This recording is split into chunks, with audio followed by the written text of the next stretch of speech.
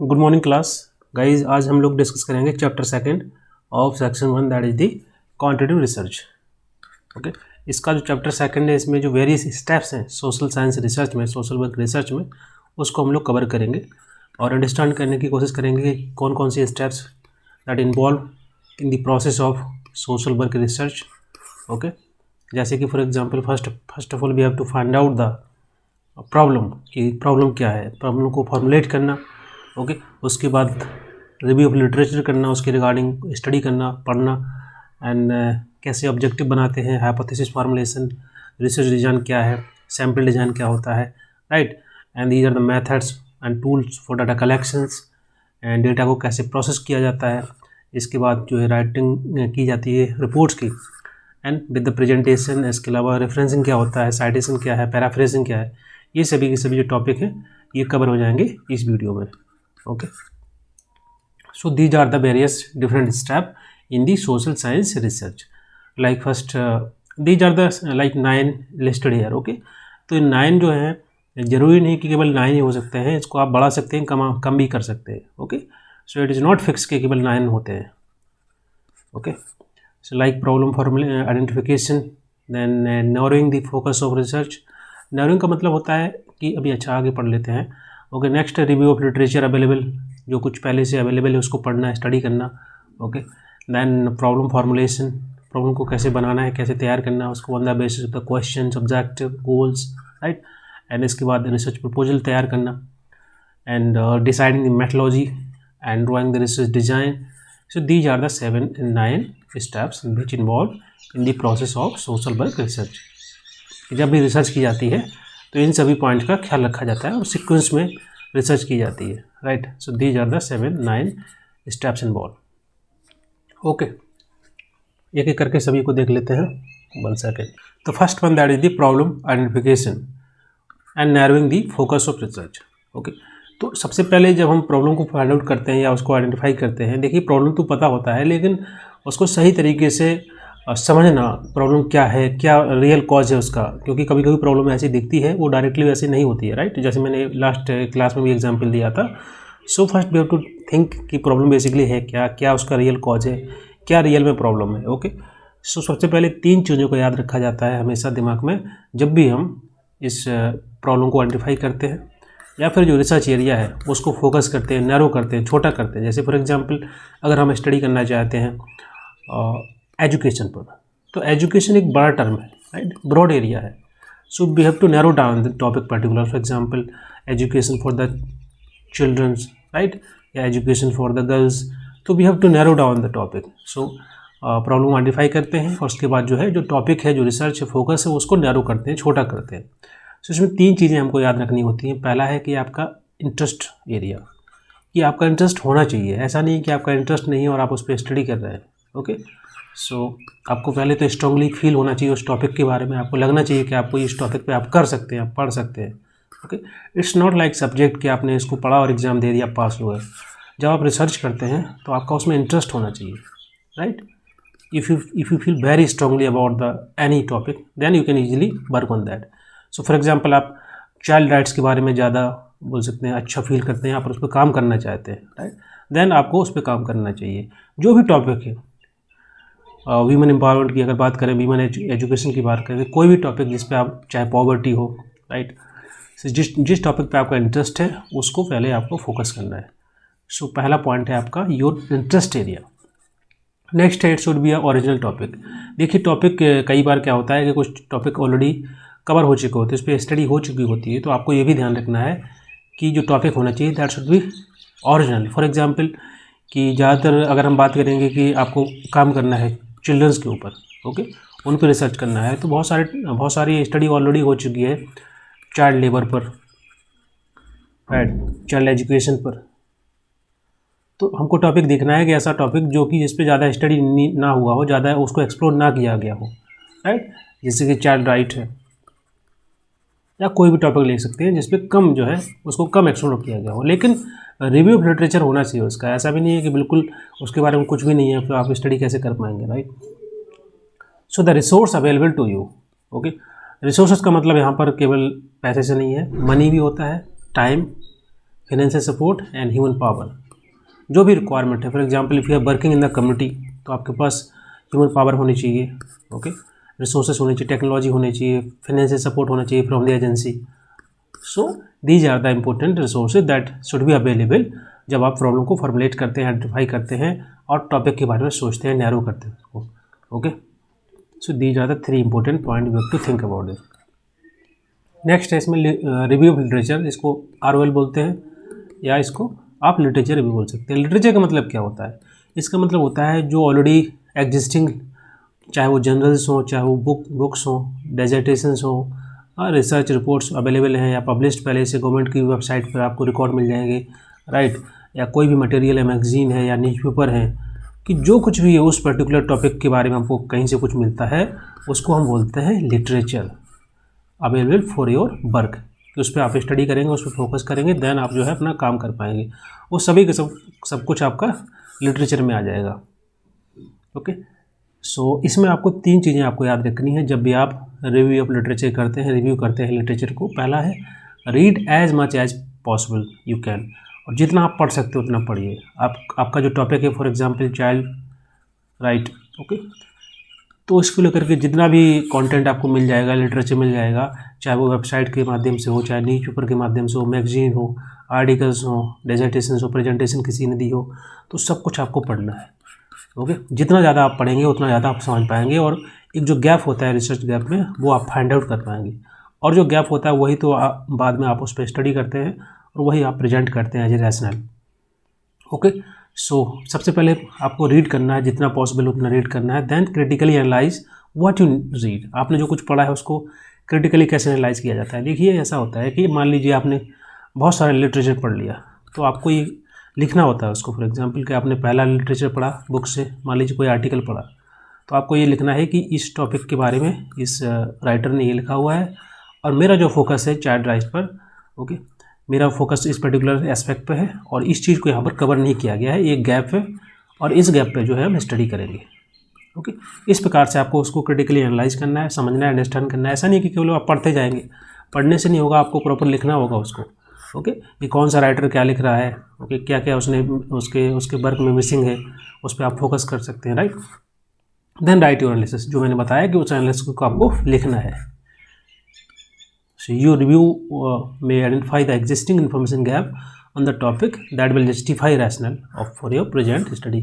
जैसे मैंने बताया कि आप जब रिव्यू करेंगे प्रॉपरली, एग्जामिन करेंगे प्रॉपरली, तो आपको पता चलेगा कि क्या गैप है। गैप का मतलब होता है कि जैसे फॉर एग्जांपल आप स्टडी कर रहे हैं चाइल्ड राइट पर, ओके, बच्चों के अधिकारों पर काम कर रहे हैं आप, और इस पर ऑलरेडी अवेलेबल लिटरेचर है, अब आपने स्टडी किया, फोकस किया, ओके, तो कुछ ना कुछ गैप आपको जरूर मिलेगा कि इन लोगों ने उस पर स्टडी नहीं किया होगा। वो जो गैप होता है उसी पे आपको स्टडी करना होता है, उसको गैप बोलते हैं, ओके। तो ये 3 चीज़ें आपको हमेशा याद रखनी है, 3 पॉइंट जो है। जैसे पहला है कि आपको जितना पढ़ सके उतना पढ़िए, उसके बाद उसको क्रिटिकली एनालाइज करिए, देन उसका एनालिसिस करना है। इसको कहते हैं रिव्यू ऑफ लिटरेचर या लिटरेचर रिव्यू।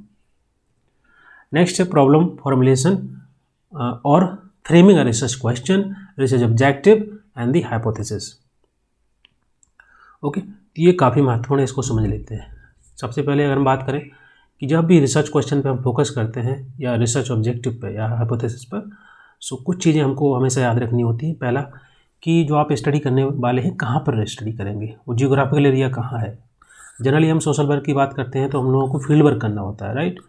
तो फील्ड वर्क करते हैं तो पहले देखना होता है कि किस एरिया में आप स्टडी करने वाले हैं, ओके। वो जियोग्राफिकल लोकेशंस आपको आइडेंटिफाई करनी होती है, okay. And the time period being consider for examining the your research, कितने समय तक आप स्टडी करेंगे, कहाँ पर करेंगे, क्या उस टाइम पे पॉसिबल है उस एरिया में स्टडी कर पाना। तो ये सभी चीज़ें आपको ध्यान में रखनी होती है। और डेमोग्राफिक एस्पेक्ट भी कवर करने होते हैं कि मान लीजिए आप ट्राइबल एरिया में जा रहे हैं स्टडी करने के लिए, तो ओके, तो वहाँ के जो लोग हैं उनकी age, gender, literacy, family type किस प्रकार का है, domicile, caste, religion, region, occupation, work, income status, सब चीज़ें आपको कवर करनी होती है। उसको हम बोलते हैं डेमोग्राफिक एस्पेक्ट ऑफ पॉपुलेशन। उस पॉपुलेशन जनसंख्या के बारे में पूरी इन्फॉर्मेशन आपको गैदर करनी होती है। तो ये 3 चीज़ें आपको हमेशा याद रखनी है जब भी आप कोई भी रिसर्च क्वेश्चन बनाते हैं, ऑब्जेक्टिव तैयार करते हैं, हाइपोथेसिस बनाते हैं, तो ये चीज़ें आपको पहले याद रखनी होती है, ओके।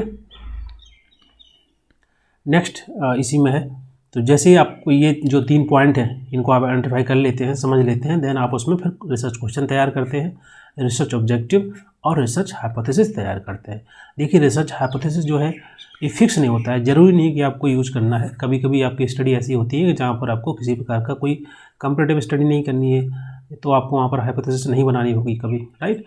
होता है कभी, जैसे कि फॉर एग्जांपल आप एंथ्रोपोलॉजी में आप स्टडी कर रहे हैं इस प्रकार का कोई, राइट, या ट्रैवल एरिया में स्टडी कर रहे हैं, तो ज़रूरी नहीं कि आपको हाइपोथेसिस बनानी पड़े।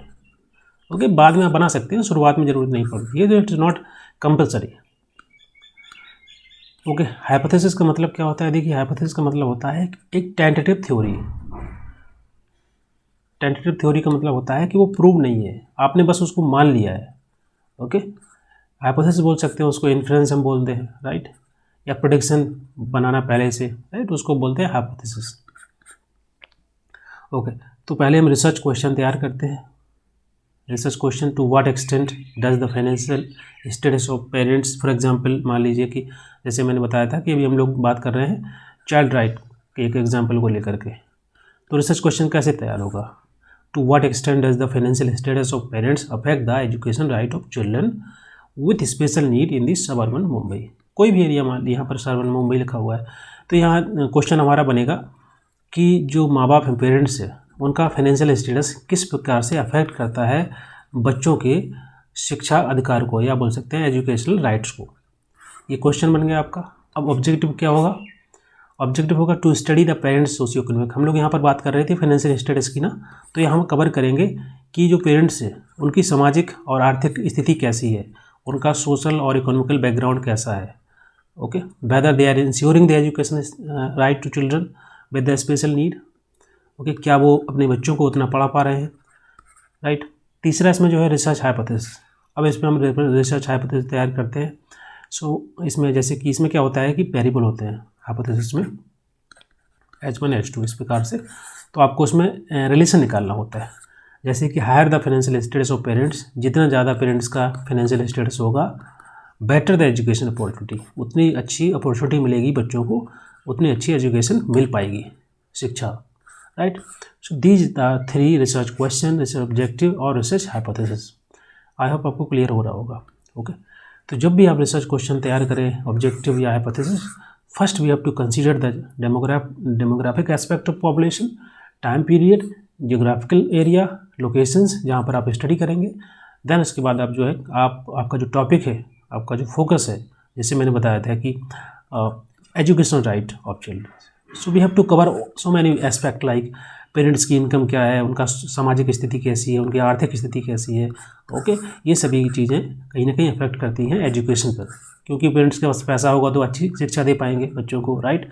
सो we have to cover such question. ये तो एक ही क्वेश्चन है, बहुत सारे क्वेश्चन बनते हैं जब आप रिसर्च करते हैं। So this is just example. Okay, इस प्रकार से ऑब्जेक्टिव तैयार होता है। टू स्टडी, सबसे पहले पेरेंट्स की जो सामाजिक और आर्थिक स्थिति है, बैकग्राउंड है, उसको स्टडी करना, जो कि इंश्योर करता है शिक्षा को बच्चों की। और हाइपोथेसिस बनाते हैं कि क्या पेरेंट्स की जो सामाजिक आर्थिक स्थिति है, फाइनेंशियल स्टेटस, वो अगर हायर होगा तो क्या एजुकेशन जो अपॉर्चुनिटी है बच्चों को मिल पाएगी ज़्यादा। तो इस प्रकार से फिर उसको प्रूव करने की कोशिश करते हैं हाइपोथेसिस को। ओके, नेक्स्ट डिसाइडिंग दी मैथोलॉजी और ड्राइंग रिसर्च डिजाइन। ओके, अभी क्या है, मैथोलॉजी हम लोग डिसाइड करते हैं। ओके, एंड रिसर्च डिज़ाइन तैयार करना। देखिए इसमें 2 एस्पेक्ट होते हैं जब भी हम मैथोलॉजी डेवलप करते हैं या बनाते हैं। पहला तो होता है कि रिसर्च की ओरिएंटेशन है, उसको हम डिसाइड करते हैं। ओके, कि रिसर्च किस प्रकार की है, क्या ये क्वांटिटेटिव रिसर्च है या फिर क्वालिटेटिव रिसर्च है, राइट, या फिर हम यहाँ पर मिक्स टाइप की रिसर्च यूज करने वाले हैं। ओके, सो ये चीज़ को हमको पहले डिसाइड करना होता है कि कैसा आपका टॉपिक है, उसके अनुसार आप डिसाइड करेंगे कि आपका ये क्वालिटेटिव है या क्वांटिटेटिव है। ओके, जैसे फॉर एग्जांपल आप अगर किसी ट्रैवल एरिया में जाते हैं, उन पर स्टडी कर रहे हैं, उनके कल्चर पे स्टडी कर रहे हैं, ओके, उनकी सामाजिक स्थिति पे स्टडी कर रहे हैं, तो आपका वो क्वालिटेटिव होगा, राइट। सो आपको पहले डिसाइड करना होता है कि आपकी किस प्रकार की मैथोलॉजी होगी। Okay, then this decision would be largely based on the focus of your research and research question, research objective and hypothesis. जैसे मैंने बताया कि जैसा आपका टॉपिक होगा उसी के हिसाब से आप क्वेश्चन तैयार करेंगे, ऑब्जेक्टिव बनाएंगे, हाइपोथेसिस तैयार करेंगे, और उसी के आधार पर आप अपनी रिसर्च मैथोलॉजी तैयार करेंगे। Okay, next deciding the appropriate sampling design and tool for data collection. Data collect कैसे करेंगे, कौन कौन से टूल जो होते हैं वो आपको डिसाइड करना होता है। ओके, और सैम्पलिंग डिज़ाइन, क्योंकि ये सभी के सभी जो टॉपिक इनको हम लोग डिटेल में डिस्कस करने वाले हैं ना, तो यहाँ पर केवल आप जो स्टेप्स हम लोग पढ़ रहे हैं उनको समझ लीजिए। नेक्स्ट इसमें स्टेप आपका आएगा राइटिंग अ रिसर्च प्रपोजल। अब आप जो है आपके पास मेथोडोलॉजी तैयार हो गई है, आपको क्वेश्चन पता है, हाइपोथेसिस तैयार कर लिया आपने, ऑब्जेक्टिव पता है, अब आप एक जो है रिसर्च प्रपोजल बनाएंगे। क्योंकि रिसर्च प्रपोजल जो है आप प्रेजेंट करना होता है स्टडी जो है शुरुआत करने से पहले। कि मान लीजिए अगर आप कॉलेज में हैं, पीएचडी कर रहे हैं, तो भी आपको रिसर्च प्रपोजल बनाकर देना होता है अपने गाइड को, अपने डिपार्टमेंट में, या फिर आप कहीं जॉब करते हैं। ओके, जॉब कर रहे हैं अगर एजेंसी आपसे वर्क कराना चाहती है तो आपको एक रिसर्च प्रपोजल तैयार करके देना होगा कि आप कैसे वर्क करेंगे फ्यूचर में, 1 साल या 2 साल जो प्रोजेक्ट है पूरा, उस पर कैसे स्टडी करने वाले हैं, क्या आपका वर्क प्लान है। ओके, कैसे उसको आप एग्जीक्यूट करेंगे, कौन सी मेथोडोलॉजी यूज करने वाले हैं, कितनी आपको जो है सोच चाहिए, वो सभी चीज़ें आपको दिखानी पड़ती हैं। तो रिसर्च प्रपोजल बहुत इंपॉर्टेंट होता है, राइट। जैसे कि सरकार से भी अगर बहुत सारे ऐसे प्रोजेक्ट होते हैं जिनको लेना होता है किसी को, तो आपको पहले एक रिसर्च प्रपोजल बना के तैयार करके भेजना होता है, तो वो रिसर्च प्रपोजल होता है। Okay, so clarify the researcher mind the key element involve in the research proposal such as problem narrowing. जैसे मैंने शुरुआत में बताया था कि प्रॉब्लम को आइडेंटिफाई करना, उसको नैरोइंग करना, उसके एरिया को, और उसके रिगार्डिंग जो रैशनल है उसको डेवलप करना on the basis of review of literature, और जो गैप आपने फाइंड आउट किया है। ओके, रिसर्च क्वेश्चन तैयार करना, objective, hypothesis banana. Okay, and the key concept involve and their operation defined and research design, जो रिसर्च डिजाइन है उसको डेवलप करना, उसके आधार पर जो है आप एक रिसर्च प्रपोजल तैयार करते हैं। Then develop the initial work plan to conduct study, study करने के लिए एक शुरुआती फेज में जो है एक वर्क प्लान तैयार करते हैं, प्लान ऑफ एक्शन कि कैसे आप वर्क करेंगे, एंड काइंड ऑफ रिसोर्सेज जो कि रिक्वायर्ड होते हैं स्टडी करने के लिए, उन सभी को मेंशन करना।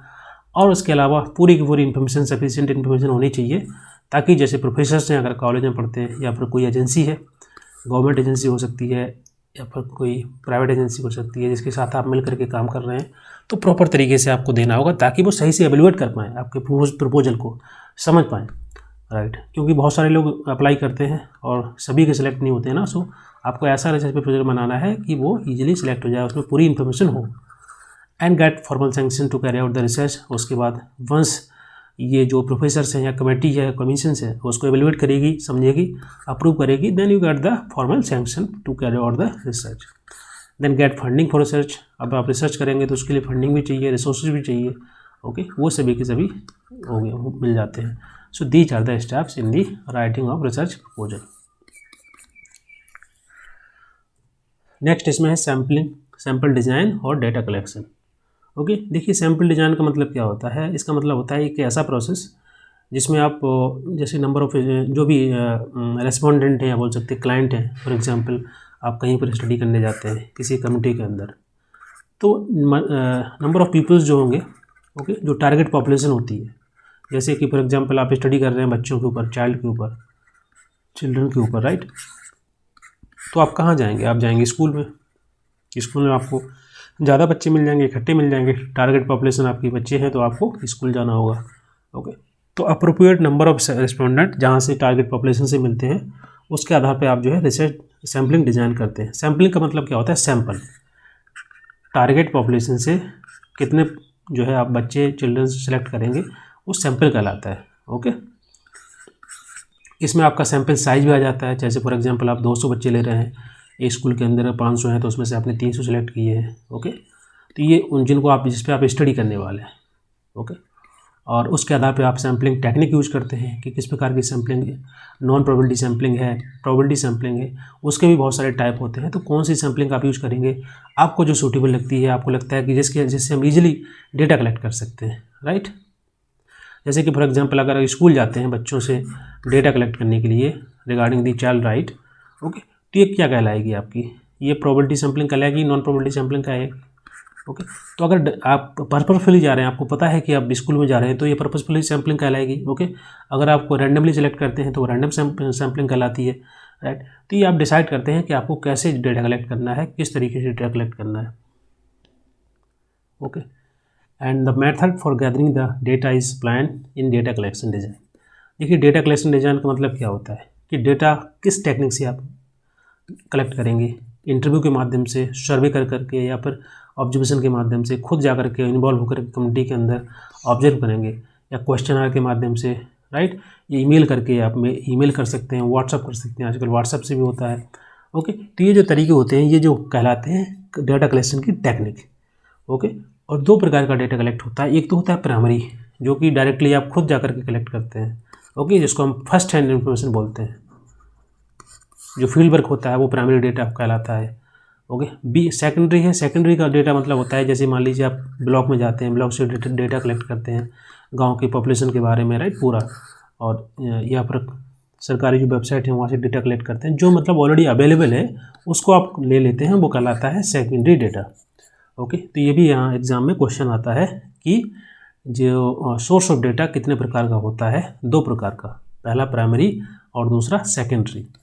और डेटा कलेक्शन टेक्निक कौन कौन सी है, क्वेश्चन आर है, इंटरव्यू है, सर्वे है, ऑब्जर्वेशन है, और कई प्रकार के मेथड होते हैं जिससे हम जो है डेटा कलेक्ट करते हैं। ओके, सैम्पल साइज का मतलब क्या होता है, सैम्पल साइज जैसे फॉर एग्जांपल आपने 200 बच्चों पे स्टडी करना है तो 200 जो होंगे आपके सैम्पल साइज हो जाएगी। ओके, नेक्स्ट है इसमें डेटा एनालिसिस एंड इंटरप्रिटेशन। अब चूँकि आपके पास एक टेक्निक है, आपके पास आपने डेटा कलेक्ट किया हुआ है, अब डेटा को हमको एनालाइज करना होता है। एनालाइज का मतलब होता है कि उस डेटा का एक मीनिंगफुल मतलब निकलना चाहिए। जैसे फॉर एग्जांपल आपने 2-3 महीने स्टडी किया, बहुत सारा आपके पास डेटा हो गया, अगर आपने उसको सही से प्रॉपर सीक्वेंस तरीके से नहीं लगाया, इस प्रकार से नहीं लिखा कि और कोई इसको समझ ही नहीं पा रहा है, राइट। जैसे ही मान लीजिए मैंने डेटा कलेक्ट किया है तो मुझे समझ में आ रहा है कि क्या लिखा है, कैसे है, क्या कौन सी चीज़ कहाँ पर है, लेकिन हमको उसको सही तरीके से सही सीक्वेंस में लगाना होता है ताकि और भी लोग समझ पाएँ, क्योंकि जो रिसर्च की जाएगी वो केवल हमारे लिए नहीं ना।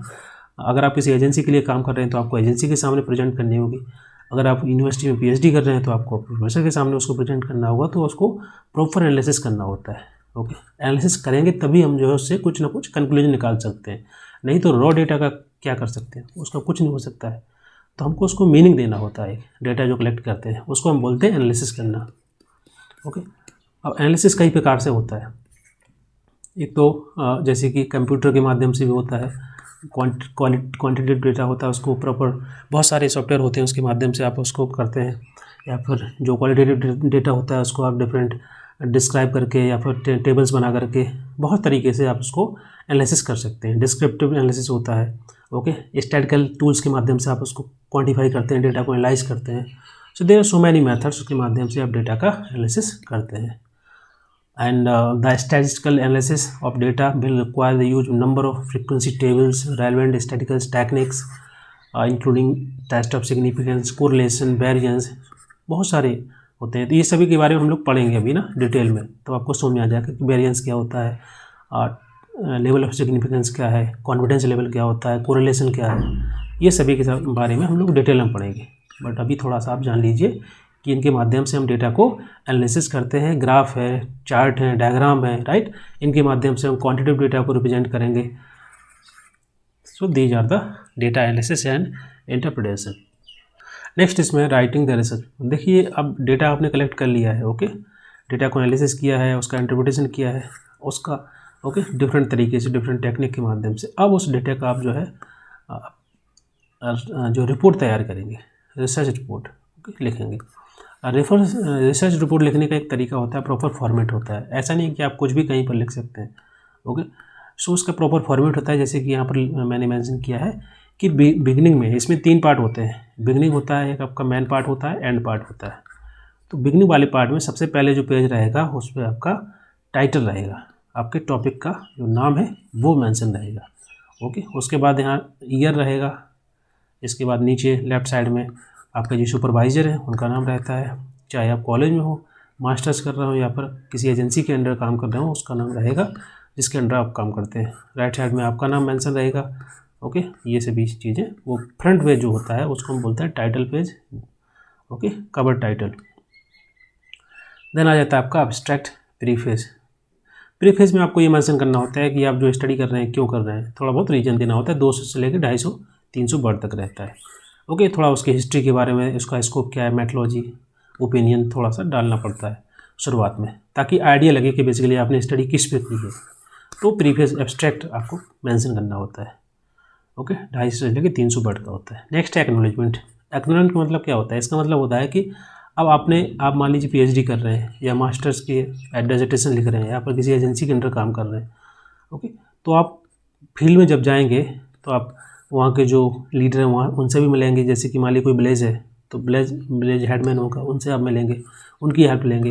वहाँ के आसपास अगर मान लीजिए आप एजुकेशन पे काम कर रहे हैं तो आप टीचर से मिलेंगे, स्कूल जाएंगे, राइट। तो सभी प्रकार से जो आप हेल्प लेते हैं ना, ब्लॉक ऑफिस जाएंगे, वहाँ से डेटा कलेक्ट करेंगे, तो आपको एक्नॉलेज करना होता है सभी को। ओके, जो आपकी मदद करता है किसी न किसी रूप में, चाहे वो हेड ऑफ द डिपार्टमेंट हो, ओके, आपके टीचर हो, आपके फ्रेंड्स हो, कोई भी जिसने थोड़ा भी कंट्रीब्यूट किया है आपकी वर्क के लिए, so you have to acknowledge that. Okay, so page रहता है उसमें आपको एक्नॉलेजमेंट देना होता है सबके बारे में, starting from the head of the department and इसी प्रकार से सबका नाम मेंशन करना होता है। नेक्स्ट है table of content. Okay, table of content में क्या है, आपको पूरा आपकी जो रिपोर्ट है या आपकी रिसर्च है उसके वेरियस सेक्शंस होते हैं, सब सेक्शन आपको मेंशन करना होता है। जैसे फॉर एग्जांपल पहले आपने लिखा हिस्ट्री के बारे में, पहले इंट्रोडक्शन रहेगा, हिस्ट्री रहेगी। किसी मान लीजिए आप विलेज में स्टडी कर रहे हैं ट्राइबल एरिया में, तो उसकी हिस्ट्री रहेगी, आपको उसकी सोशल एस्पेक्ट को कवर करेंगे, आप इकोनॉमिकल एस्पेक्ट को कवर करेंगे, ओके, पॉलिटिकल एस्पेक्ट को कवर करेंगे। अब उसके अंदर भी आता है, सोशल एस्पेक्ट में आ जाएगा आपका एजुकेशन है, वहाँ के कस्टम, रिलीजन, सभी चीज़ें आपकी इसके अंदर आ जाएंगी। तो वो कहलाता है टेबल ऑफ कंटेंट, कि आप प्रॉपर तरीके से डिवीजन करते हैं, वेरियस सेक्शन और सब सेक्शन का लिस्ट करते हैं, और वहाँ पर पेज नंबर भी डालते हैं कि मान लीजिए आपको केवल सोशल एस्पेक्ट को पढ़ना है तो पेज नंबर पर उसको देख करके आप उस पर जा सकते हैं डायरेक्टली। नेक्स्ट है लिस्ट ऑफ टेबल। अब जितने भी आप उसमें टेबल बनाए हैं पूरे थीसिस के अंदर, उन सभी टेबल्स का जो है प्रॉपर पेज नंबर सहित आपको यहाँ पर मेंशन करना होता है कि this table number 1 this is talking about this, like for example the difference between the literacy rate of women and man, ये मान लीजिए हेडिंग हो गया, this is the page number. तो आप डायरेक्टली जा सकते हैं उस टेबल पर पेज नंबर देख करके और क्या इसका जो है टॉपिक है उसको देख करके। तो इस प्रकार से आपको प्रॉपर लिस्ट ऑफ टेबल्स बनाने पड़ते हैं, क्योंकि थीसिस में या कोई भी आप वर्क करते हैं उसमें बहुत सारे टेबल बनते हैं ना। जब आप डेटा को एनालिसिस करते हैं, इंटरप्रेट करते हैं, तो टेबल के फॉर्म में आपको डालना पड़ता है। टेबल में क्या होता है, ईजिली हो जाता है समझना। Okay, right. अगर आप केवल उसको लिखते जाएंगे इस प्रकार से तो थोड़ा डिफिकल्ट होता है समझने के लिए। तो आपको ग्राफ बनाएंगे, पाई चार्ट बनाते हैं, टेबल बनाते हैं, तो उनको आपको बताना पड़ता है। जैसे कि आपने देखा होगा टेबल के नीचे लिखा होता है figure number 1 this is all about this, कि मान लीजिए कोई टॉपिक उसके बारे में है, तो शुरुआत में जो एक आपका एक लिस्ट ऑफ टेबल्स होता है उसमें आपको मेंशन करना होता है। ओके, नेक्स्ट है ग्रोसरी। ओके, ग्रोसरी का मतलब होता है कि जो सभी टेक्निकल टर्म्स होते हैं, फॉर एग्जांपल आपने वहाँ पर कोई टर्म यूज की है पीबीटीजी, राइट, मान लीजिए कहीं पर थीसिस में लिख दिया आपने, कहीं लिखा होगा पीबीटीजी, तो पीबीटीजी का मतलब क्या होता है आपको वहाँ मेंशन करना होता है। Okay, particularly vulnerable tribal group, तो ऐसे सभी के सभी शॉर्ट फॉर्म जो रहती है उनका फुल फॉर्म आपको लिखना होता है। अब जो ग्रोसरी होता है वो शुरुआत में भी लिख सकते हैं और लास्ट में भी आ सकता है। ओके, तो ये जो ग्रोसरी है इसको लास्ट में भी डाल सकते हैं। नेक्स्ट आता है आपका मैन बॉडी। अब यहाँ से मैन बॉडी स्टार्ट होता है, जिसमें पहले आप इंट्रोडक्शन देंगे अपने टॉपिक के बारे में, पूरा हिस्ट्री बताएंगे पहले, उसके बाद जो है नैरो करते जाएंगे अपने टॉपिक पे आ जाएंगे। ओके, नेक्स्ट आपका रिव्यू लिटरेचर। जो भी आपने लिटरेचर पढ़ा है अपनी स्टडी के दौरान, जितना भी सब कुछ, उसको आपको प्रॉपर तरीके से लिखना होगा, साइट करना पड़ता है कि ये जो, जैसे मान लीजिए आपने कोई बुक पढ़ी है तो ये राइटर जो है इसके इनकी स्टडी इस पर है और इन्होंने इस पर्टिकुलर टॉपिक पे एस्पेक्ट पे कवर किया है, and this is the gap between my work and this literature. तो उस गैप को आपको दिखाना होता है जितने भी आप रिव्यू करेंगे लिटरेचर को। देन आप design of research. Okay, methodology के बारे में आपको बताना पड़ता है, कौन सी सैम्पलिंग यूज़ कर रहे हैं, कौन सा टूल यूज़ कर रहे हैं, कौन सी टेक्निक यूज़ कर रहे हैं, डेटा कलेक्ट कर कैसे करना है, कौन से डिज़ाइन यूज़ कर रहे हैं। तो जो प्रॉपर जो मैथोलॉजी होती है वो आपको वहाँ पर दर्शाना होता है। Okay, next analysis interpretation of data, जो मैंने पहले ऑलरेडी आपको बता दिया है कि डेटा को कैसे एनालिसिस करना है, ओके, इंटरप्रेट करना है, तो प्रॉपर वो पूरा आपको वहाँ पर लिखाना होता है। नेक्स्ट आएगा आपका main findings and conclusion. Okay, अब on the basis of analysis और इंटरप्रिटेशन ऑफ डेटा आप फाइंडिंग्स देते हैं वहाँ पर कि आपने जो पीएचडी किया है, जो मास्टर्स किया है, उसमें जो थीसिस आपने लिखी है, चाहे वो पीएचडी की हो, मास्टर्स की हो, या फिर किसी एजेंसी के अंडर आप काम कर रहे हो, उस पर जो आपने वर्क किया है उसकी क्या फाइंडिंग है। ओके, क्योंकि जो वर्क किया जाता है वो फाइंडिंग्स के लिए तो किया जाता है ना, कि आपका कुछ कंक्लूजन निकाल के दें, कुछ फाइंडिंग्स निकालें। ओके, उसका कुछ सिग्निफिकेंस होगा तो उसको आपको मेंशन करना होता है, कंक्लूजन देना होता है, फाइंडिंग्स देनी होती है, राइट। देन समराइज करते हैं पूरी की पूरी वर्क को। ओके, यहाँ सबसे लास्ट में आता है एंड। देखिए एंड में आपका अपेंडिसेस आ जाता है। ओके, अपेंडिसेस में आप जैसे कि फोटोग्राफ्स हैं, पेपर हैं, क्वेश्चन आर है, कुछ भी एक्स्ट्रा जो कि आपने यूज़ किया है regarding in the process of the research, उसको आपको इसमें डालना होता है एंड पार्ट में, जिसमें आपका अपेंडिसेस भी रहता है। आपने देखा होगा फोटोग्राफ वगैरह लास्ट में लगे रहते हैं, तो वो भी इसी का हिस्सा होता है इसी में। या क्वेश्चन आर्स है या कुछ भी शेड्यूल आपने यूज़ किया है तो वो भी आपको वहाँ अटैच करना पड़ता है। कौन कौन से क्वेश्चन आपने पूछे हैं वो क्वेश्चन वगैरह सब कुछ नहीं डालने होते हैं। ओके, और लास्ट में रेफरेंसिंग देनी होती है, क्या क्या आपने पढ़ा है उसका साइटेशन, जैसे कि रिव्यू ऑफ लिटरेचर है, राइट। तो जहाँ जहाँ से आपने कंटेंट पढ़ा होगा, जो कुछ होगा, यहाँ पर मान लीजिए आपने कुछ लिखा हुआ है, ओके, किसी का देख करके उसको कॉपी किया है तो प्रॉपर उसको आपको साइट करना पड़ता है। ओके, तो ये आपका रेफरेंस में आ जाता है। आर्टिकल, पेपर हैं, बुक्स है, मैगजीन है, जो कुछ पढ़ा है आपने उसको प्रॉपर साइट करना होगा, पेज नंबर है, ये कौन सी चीज़ आपने कहाँ से कॉपी की है।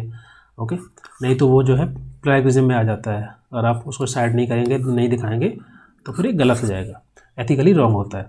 सो यू हैव टू उसको प्रॉपर तरीके से आपको मेंशन करना होता है। तो ये आपका हो जाएगा रिसर्च रिपोर्ट के बारे में कि कैसे रिपोर्ट तैयार करते हैं, कैसे प्रेजेंट करते हैं।